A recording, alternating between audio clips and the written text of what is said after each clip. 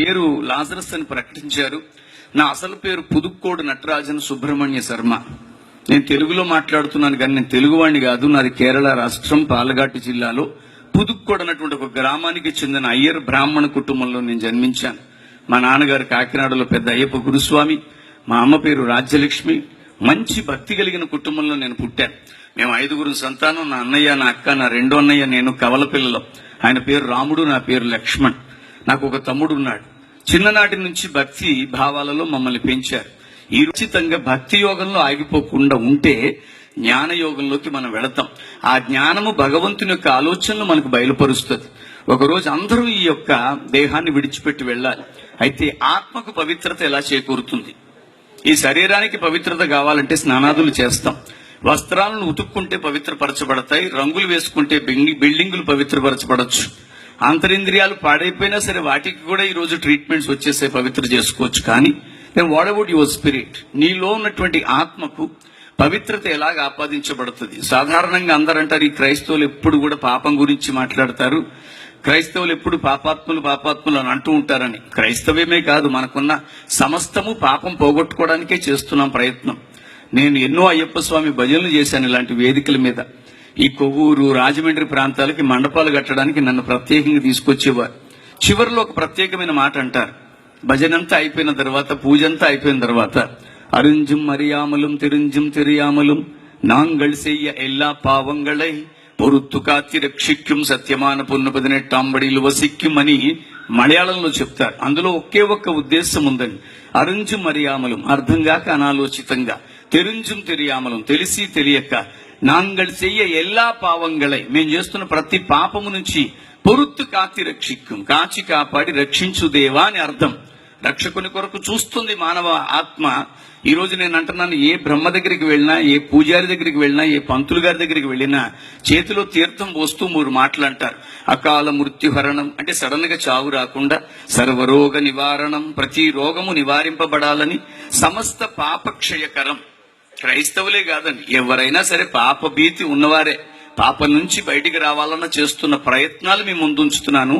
సమస్త పాప క్షయకరం అని ఏ భగవంతుడైతే ఆ భగవంతుడి పాదాల మీద నుంచి కార్చబడిన నీరు, పాదోదకం అంటే పాద ఉదకం, ఉదకము అనగా సంస్కృతంలో నీరు. ఆ నీరు మనలను పావనులు చేస్తుందని తీర్థం పోస్తారు. నేను చెప్పినంత తీరిక బ్రహ్మగారికి ఉండదు కానీ చాలా వేగంగా చెప్పేస్తారు. అకాల మృత్యుహరణం సర్వరోగ నివారణ సమస్త పాపక్షయకరం అని పెట్టుకున్న వెంటనే మనం అనుకుంటాం పావనులం అయిపోయామని. కానీ ఒక తీర్థం వలన పావనులం అవుతామని మనకున్నటువంటి వేదాలు కూడా చెప్పట్లా. యేసుక్రీస్తుని ఈ పరిశుద్ధ గ్రంథం పరిచయం చేయడానికి ముందే వేదాలు చాలా స్థలాల్లో చెప్పింది. యేసుక్రీస్తు కంటే 4000 సంవత్సరాలకి పూర్వం ఈ భారత పుణ్యభూమి మీద 4 వేదాలు రాయబడ్డాయి. దేవునికి మహిమ కలుగునుగాక. యేసుక్రీస్తు కంటే 1000 సంవత్సరాలకి పూర్వం రామాయణ, మహాభారత, భాగవత గాథలు ఈ భారత భూమి మీద ఉన్నాయి. వాటికి చారిత్రాత్మకమైన పరిశుద్ధ గ్రంథానుసారమైన రుజువులు ఉన్నాయి.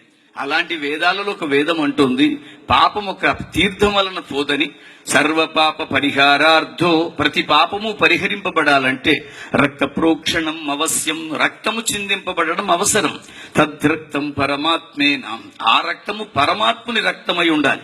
ఎందుకు పరమాత్ముని రక్తమైంది? నరుని నాసికారంధ్రములో ఆయన జీవవాయువును ఊదగా నరుడు జీవాత్మ ఆయను. ఈ జీవాత్మ ఎవరిది? పరమాత్మది. ఒకరోజు తిరిగి పరమాత్మనికి అప్పగించవలసిన బాధ్యత ఆత్మను కలిగి ఉన్న ప్రతి శరీరికి ఉంది. కనుక తద్రక్తం పరమాత్మేనా పుణ్యదాన బలియాగం, ఆ బలియాగానికి సంబంధించిన పుణ్య ప్రాప్తి ఆ మానవుడికి కలుగుతుంది. ఇవి తృణీకరించట్లేదు కానీ అవేం చెప్తున్నాయో ఆ సత్యాన్ని మీతో మాట్లాడుతున్నాను. రక్షకుడైన యేసుక్రీస్తు పుట్టుక వెనుకున్నటువంటి అద్భుతమైన రహస్యం అదే. ఆయన ఈ రోజు లోకానికి ఒక గొప్ప వెలుగుగా ఆయన రావడం జరిగింది. నేను అరగుండు చేయించుకొని జంధ్యం వేసుకోవడం మాత్రమే కాదు ప్రియులారా, నేను ఖచ్చితంగా ఓం భూర్భవత్సువః తత్సత్వితుర్వరేణ్యం భర్గో దేవస్య ధీమహి ధియో యోన ప్రచోదయాత్. ఇది గాయత్రి మంత్రం 101 సార్లు చెబితే తప్ప మంచినీళ్లు దాగి అలవాటు లేని భక్తిలో పెంచబడ్డాను. విచిత్రం ఏంటంటే అది చదువుతున్నంత కాలం దాని అర్థం నాకు స్ఫురణకి రాలేదు, తెలియలేదు కూడా. ఈ పరమ పవిత్ర గ్రంథం నా జీవితంలోకి వచ్చిన తర్వాత దాని అర్థం తెలిసింది. ఈ భారతదేశంలో ఉన్న 3 దేవతల్లో ఒక్క పేరు ఉండదు. అందులో 2 విశిష్టమైన మాటలు అందులో ఉన్నాయి. అందులో మొట్టమొదటిది దేవస్య ధీమహి. ధీమహి, ఈ భూమి మీద ఉన్న అన్ని నామముల కంటేను పైనామముగా ఉన్నవాడా. అది ఎందులో ఉందో తెలుసా? నా బైబిల్లోనే ఉంది. లోకస్తులు ఈ రోజు చూస్తున్నటువంటి ఈ వెలుగుని అర్థం చేసుకోలేకపోతున్నారు. అందుకనే ధియోయోన ప్రచోదయాగతిలో చెప్పబడుతుంది, లోకస్తులు లోకేశులు తెగిన తుది అలోకంబగు ఆలోకములో పెంచీకటి ఆవల వెలుగుతున్న ఓ వెలుగా అని గజేంద్ర మోక్షంలో చెప్పబడిన ఆ వెలుగునే ఈ రాత్రి నేను యేసుక్రీస్తుగా ప్రకటిస్తున్నాను. దేవునికి స్తోత్రం కలుగునగాక. ఆ వెలుగు లోకములోనికి వచ్చెను, అయితే ఈ లోకము దాన్ని గ్రహింపకుండునట్లుగా అవిశ్వాసులైన వారి మనోనేత్రములకు గుడ్డితనాన్ని కలిగిస్తున్నాడు ఈ లోక సంబంధమైన దేవత. నేను అంటున్నాను, ఇక్కడ దేవత అంటే ఎవరినో మీరు పోల్చుకోవద్దు. అపవాది లేక సాతాను భయంకరమైన కార్యాలు. ఇందాక ఒక ఆయన ఎవరో మాట్లాడుతూ చెబుతున్నారు, ఏమని, ఒక ప్రాంతమంతా అట్టుడికిపోతోంది, తగలబడిపోతుంది అన్నారు. ఎందుకంటే కరుడు గట్టిన మనస్తత్వాలుగా మార్చేస్తున్నాడు ఈ సాతాను. ఈ రోజు అర్థం కాకుండా చేయడానికి మనోనేత్రాలు మూసుకుపోతున్నాయి. మనోనేత్రాలు మూసుకున్నంతసేపు మహానుభావుడైన యేసు అర్థం కాడండి. అందుకని యేసు ప్రభుకి రకరకాల పేర్లు పెట్టుకుంటారు. నేను అంటున్నాను మీకు అర్థం అవడం కొరకు, 5 literally they were blind, they could not able to see anything. ఆ కులం తక్కువ వాళ్ళకి దేవుడని, అమెరికా దేవుడని, ఆస్ట్రేలియా దేవుడని ఎన్నో పేర్లు పెడుతున్నారు. కానీ ఎవడు ఎన్ని పేర్లు పెట్టినా యేసు యేసే. దేవునికి స్తోత్రం కలుగునుగాక. ఇది ఎప్పుడు అర్థమవుతుంది? వాళ్ళు లిటరల్ గా they are not able to see. వాళ్ళకి కళ్ళు లేవు గనక వాళ్ళు గమనించలేకపోయారు. వాళ్ళ కళ్ళు లేవు గనక వారు కనిపెట్టలేకపోయారు. వాళ్ళు కళ్ళు లేవు గనక వారు ఏదైతే ఊహించుకుంటున్నారో అదే చెప్పారు. ఈ రోజు క్రీస్తుని గురించి కూడా చాలా మంది మనోనేత్రాలు మూసుకుపోవడం వల్ల ఇది మనకి సంబంధించినది కాదు అనుకుంటున్నారు. కానీ ఈశపుత్రం చమాం విద్ది కుమారి గర్భ సంభవ, ఇది ఋగ్వేదం మాట్లాడుతుందండి. సామవేద తాండి ఆ బ్రాహ్మణం చెప్తుంది. ఏకాదశ ఉపనిషత్తుల్లో ప్రభుని గురించి వ్రాయబడి ఉంది. ఓం శ్రీ బ్రహ్మపుత్రాయ నమః. బ్రహ్మపురాణం మీరు ఎంత చదివినా బ్రహ్మకి పుత్రిక ఉంది కానీ కుమారుడు లేడు. మరి ఎవరి కుమారుడు? ఓం శ్రీ బ్రహ్మపుత్రాయ నమః అనే మాటకు అర్థం ఏంటి? ఓం శ్రీ పంచగాయాయ నమః, ఓం శ్రీ కన్యసుతాయ నమః, ఓం శ్రీ విధిష్ఠరాయ నమః, ఓం శ్రీ అజముగాయ నమః. అజము అంటే గొర్రె అని అర్థం అండి. మనకున్నటువంటి సహస్రనామావళిలో ఇవన్నీ ఉన్నాయి. వీటన్నిటిని బట్టి ఇవన్నీ ఎవరిని సూచిస్తున్నాయంటే, ఇదిగో లోక పాపములను మోసుకొని పోవు దేవుని గొర్రె పిల్లగా అవతరించిన ప్రభువుని గురించే. దేవునికి స్తోత్రం కలుగునగాక. కనుక ఆ ప్రభువుని విజ్ఞానముతో లేక జ్ఞానముతో అర్థం చేసుకోవడానికి ప్రయత్నం చేస్తే పాపాన్ని నుంచి మనల్ని కాపాడడానికి పుట్టాడే తప్ప మత స్థాపకుడిగా ఆయన పుట్టలేదు. ఆ మాటలు ముగించే ప్రయత్నం చేస్తున్నాను. యేసుక్రీస్తు కంటే 563 సంవత్సరాలకి పూర్వం ఒక మహానుభావుడు జన్మించాడు. ఆయన ఉత్తమమైనటువంటి స్థితిలో రాజయ్యాడు, వివాహం చేసుకున్నాడు, బిడ్డగన్నాడు. ఒక రోజు ఆయన రోడ్డు మీదకి వచ్చినప్పుడు అడుక్కునే వాడిని ఒకరిని చూసి, ఏందయ్య ఇతను చేస్తున్నాడంటే, ఇతను భిక్షాటన చేస్తున్నాడు రాజా. ఎందుకు చేస్తున్నాడంటే, అందరి పరిస్థితి మంచిది కాదు, కొందరు ఉన్నవాళ్లు కొందరు లేని వాళ్ళు అనేసరికి, ఓహో మానవ జీవితంలో ఇది ఒకటి ఉందనుకున్నాడు. మరో సందర్భంలో బయటకు వచ్చినప్పుడు ముడతల పడిపోయిన దేహస్తుని ఒకరిని చూసి, ఏంటంటే ఇతను ఇలాగున్నాడంటే వార్ధక్యంలో ఉన్నాడు అన్నాడు. మానవ జీవితంలో ముసలితనం అనేది ఒకటి ఉందని గ్రహించుకున్నాడు. అంత మాత్రమే కాదు, మరొక సందర్భంలో బయటకు వస్తే పాడి మీద పెట్టుకుని ఒకరిని మోసుకొని వెళుతుంటే, ఎందుకంటే అతను అలా పట్టుకెళ్తున్నారంటే అతను పట్టుకెళ్ళట్లేదు, అతను పోయాడన్నారు.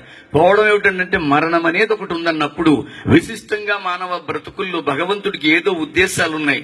ఇవన్నీ నేను తెలుసుకోవాలని భక్తి యోగములో ఉన్నటువంటి ఆ మహానుభావుడు జ్ఞానయోగానికి ప్రయత్నించి బోధి వృక్షం కింద కూర్చొని జ్ఞాన సముపార్జన చేసి గౌతమ బుద్ధుడుగా విరాజిల్లాడు. దేవునికి స్తోత్రం కలుగునగాక. ఆ గౌతమ బుద్ధుడు ఒక ప్రత్యేకమైన పుస్తకం రాసి ఏమన్నారంటే, నా వెనక వచ్చు వాడు యోగ్యుడైన వాడు, ఎవరైతే ఆయన యందు విశ్వాసం ఉంచుతారో వారిని మోక్షానికి తీసుకెళ్తారని ఆయన రాసినటువంటి ఒక ప్రత్యేక పుస్తకంలో చెప్పబడింది. అంత మాత్రమే కాదు, ఆయన బౌద్ధ మతాన్ని స్థాపించి అనేక మంది హైందవులను బౌద్ధులుగా మార్చారు. ఆయన వెనకాల వచ్చిన మహాముని జైను గారు జైను మతాన్ని స్థాపించి అనేక మంది హైందవులను జైనులుగా మార్చారు. ఆయన వెనకాల వచ్చిన గురునానక్ గారు సిక్కు మతాన్ని స్థాపించి అనేక మంది హైందవ భక్తులను సిక్కులుగా మార్చారు. నా యేసు ప్రభు ఏ మతం స్థాపించలేదు, ఏ హైందవుడిని క్రైస్తవుడిగా జైలా. ఆయన మార్చడానికి రాల, మనం మారాలి క్రైస్తవులుగా. దేవునికి స్తోత్రం కలుగునుగాక. ఆయన అలాంటి కార్యమే చేయలేదు, ఆ కార్యం చేయడానికి ఆయన రాలేదు. ఈ రోజు యేసుక్రీస్తుని అలాంటి ఒక పాజిటివ్ ఐజ్ తో, లేకపోతే నీకున్న జ్ఞాననేత్రంతో కనిపెడితే ప్రభు దొరుకుతాడు. కృపనివ్వడానికి వచ్చాడే తప్ప మతం మార్చడానికి రాలేదు. ఈ క్రిస్మస్ సందర్భంలో నేను మరొక మాట చెప్తున్నాను. నేను అన్నవరం దేవస్థానంలో అర్చకత్వంలో నిలబడిన అనుభవం నాకుంది. ఇంద్రగంటి గోపాలకృష్ణ గారని ప్రధాన అర్చకులుగా పనిచేసి రిటైర్మెంట్ తీసుకున్నారు. వారి కుమారులు ఎప్పటికీ ఇంద్రగంటి బెనర్జీ గారని ఒక ఆయన అర్చకత్వంలోనే ఉన్నారు. నేను అక్కడికి వెళ్ళినప్పుడు అందరి చేత పుష్పాలు పట్టించి ఒక మాట చెబుతాం, యాని కానిచ పాపాని, by any means we are under sin, యాని కానిచ పాపాని జన్మాంతరకృతాని చ తాని తాని ప్రదక్షంతి పదే పదే, పాపోహం పాపకర్మాణం పాపాత్మ పాప సంభవ. మన పుట్టుకే సంభవం, పాపంతోనే పుట్టింది. మన ఆత్మే పాపం, పాపాత్మ పాపకర్మ, ఇవన్నీ పాపాన్ని గురించే చెబుతున్నాయి.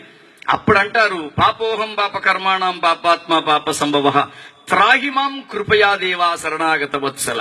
కృపను అనుగ్రహించువాడా, నిన్ను మేము శరణు వేడుతున్నాము అని అర్థం. ఎవరు చెప్పినా దీనికి ఇదే భావం చెప్పాలి. త్రాహిమాం కృపయా దేవా శరణాగత వత్సల, అన్యదా శరణం నాస్తిత్వమేవ శరణం మమ. ఇది మన్ని నేను వెర్రోళ్ళ మాట్లాడలేదండి, సత్యాన్ని మేము ముందు ఉంచుతున్నాను. జ్ఞానవంతుల మధ్యలో మాట్లాడుతున్నటువంటి జ్ఞానంతోనే మాట్లాడుతున్నాను. ఇక్కడ ఉన్న వాళ్ళు ఏమో మామూలు వాళ్ళు కాదు, అద్భుతమైనటువంటి జ్ఞానవంతులు. వీరి ముందు నిలబడి మాట్లాడడానికి భగవంతుడు నాకు ఇచ్చినటువంటి సందర్భాన్ని బట్టి మనస్సులో ఆయనకి కృతజ్ఞతాస్తుతులు చెల్లిస్తూ మరొకసారి చెప్తున్నాను, ఆ కృప దగ్గరికి రండి. త్రాహిమాం కృపయా దేవ, కృపను అనుగ్రహించువాడా శరణాగత వత్సల. కృపను అనుగ్రహించువాడా, ప్రపంచంలో ఏ వాంగ్మయాన్ని మీరు చదివినా నా కృప నీకు చాలు అన్న మాట అన్న దేవుడు బైబిల్లోనే ఉన్నాడు. దేవునికి స్తోత్రం.